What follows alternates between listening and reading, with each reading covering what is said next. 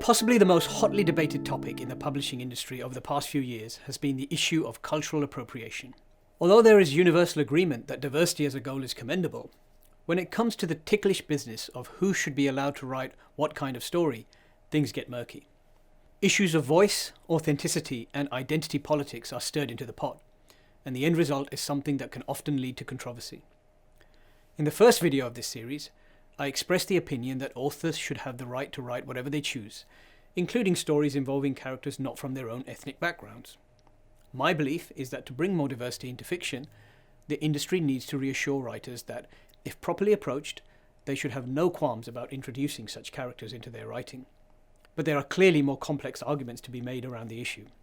Debates about cultural misappropriation and the historical lack of access to the industry for voices from minority backgrounds. Because of these issues, at present, many people believe that there is a climate of fear in the publishing world. Everyone is terrified of making a mistake, afraid of being charged with the crime of literary misappropriation. Clearly, this has an impact on the sorts of books that are acquired, published, and marketed. These are the issues I want to explore in this video. Some time ago, the internet went into meltdown because pop icon Adele had her hair braided into Bantu knots, a traditional African hairstyle. Accusing her of cultural appropriation, numerous outraged Twitter users took to the internet to express their anger, while others leapt to her defense. Who was right? What is cultural appropriation anyway? And why should we care? When we talk about cultural appropriation, what we really mean is cultural misappropriation, the adoption of elements of one culture or identity by members of another culture in a way that is deemed to cause offence. It particularly becomes an issue when the culture engaging in the alleged misappropriation has historically disadvantaged the culture from which it is appropriating, i.e., when one culture is the dominant one and borrows from a weaker culture, any sense of historical injustice can be magnified. The trouble is that the lines are not only blurred, but continually being redrawn as to what might be perceived as offensive. Let's consider some examples. The Washington Redskins football team, after years of petitioning, finally agreed to change its name and logo, that of a Native American in feathered headdress.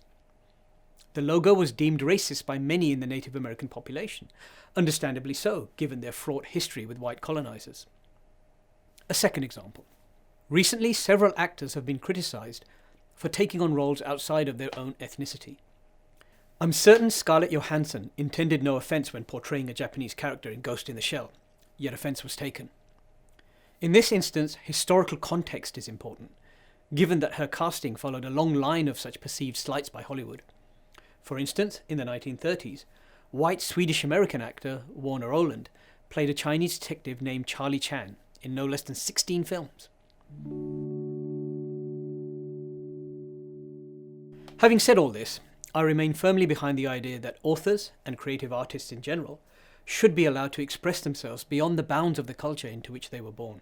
To not have that right would mean that I could never pen a novel with white characters, or set a story in a culture deemed outside of my heritage.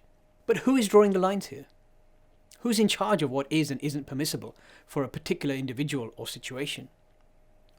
There is, some argue, a very fine line between cultural misappropriation and cultural appreciation. After all, in an increasingly interconnected world, cultures are continually mixing. It's inevitable that we will see a sharing of ideas, traditions, fashions, symbols, and even language. For me, and for many others, this is a good thing, a way for cultures to understand and empathize with each other, and to normalize what at first might seem different or strange. Of course, there are clearly cases of cultural misappropriation that should be called out. Other instances are beyond trivial or deliberately misinterpreted. Personally, I think that the matter comes down to common sense and context. We won't all agree on every such situation, but by taking a deep breath before reacting, we might better serve the issues at hand. Having said all this, we must acknowledge that there are instances where authors have incited great angst by writing about cultures outside of their own.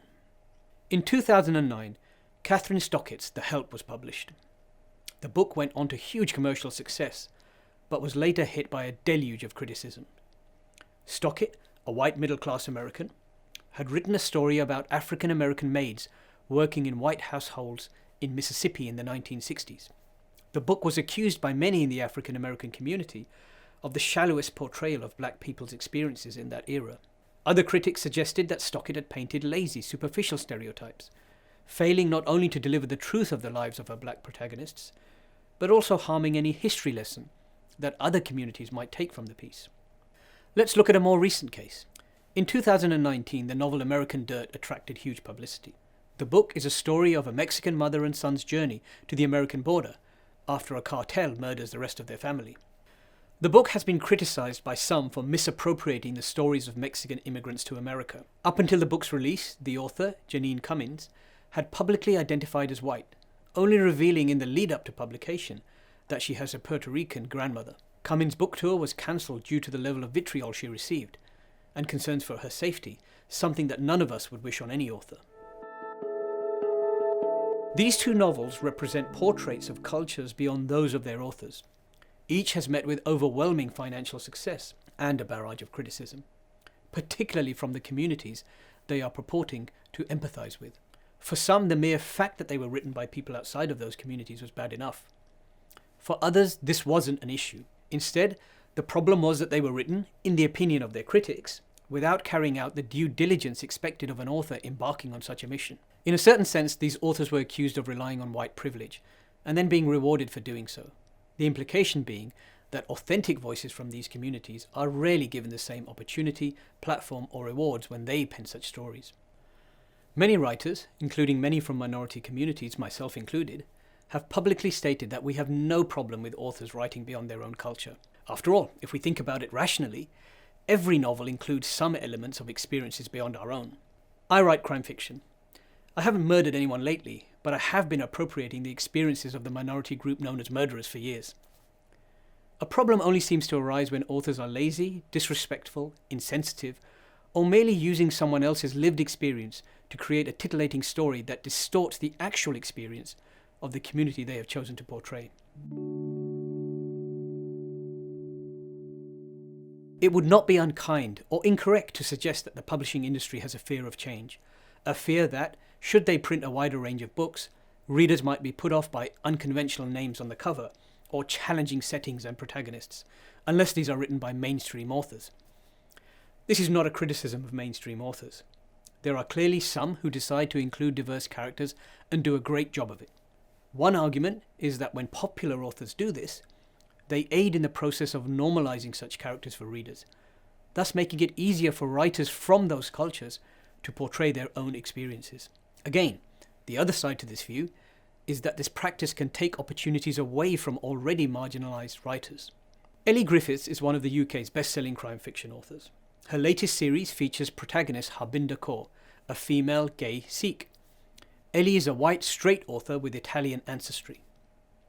When I interviewed her, Ellie told me that she was uncertain about going down this route, acutely aware of her white privilege and the cultural appropriation debate. At the same time, she felt that characters often appear to authors, and thus writers should not shy away from using them, though they then have a responsibility to bring those characters to life in a truthful way. As part of her research, she asked a British Asian Sikh friend to read the book. In the event, the book was also passed to the Sikh friend's mother, and that older generation viewpoint added a different dimension to Ellie's cultural understanding. For instance, Ellie had named their dog Sultan. Sultan is a Muslim name, not a Sikh one, so unlikely to have been bestowed upon the dog in question. As authors, if we do our research, if we set out to highlight rather than to denigrate, to depict a particular culture with truth and empathy, warts and all, then we will have fulfilled the tenets of our creed, and should not feel remotely guilty in so doing. I feel that I am on safe ground saying this. After all, in 2019, Booker Prize-winning author Bernardine Evaristo, a black woman, stated that it is ridiculous to demand of writers that they not write beyond their own culture. I know that many authors and readers will agree with this, though not all, and that's perfectly fine. In a survey I carried out as part of this project, out of 1,033 respondents, 95% stated that all authors should have the right to write characters from ethnicities different to their own.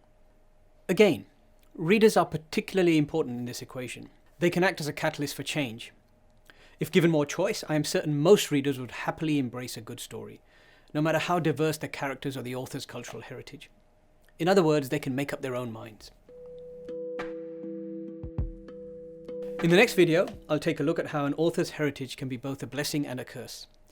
If you found this video useful, feel free to alert others to this project and to download the written guide that accompanies the series from my website. I would also be extremely grateful if you could spend just 3 minutes filling out the short feedback survey available on my website at wasimkhan.com, where you will also find further resources.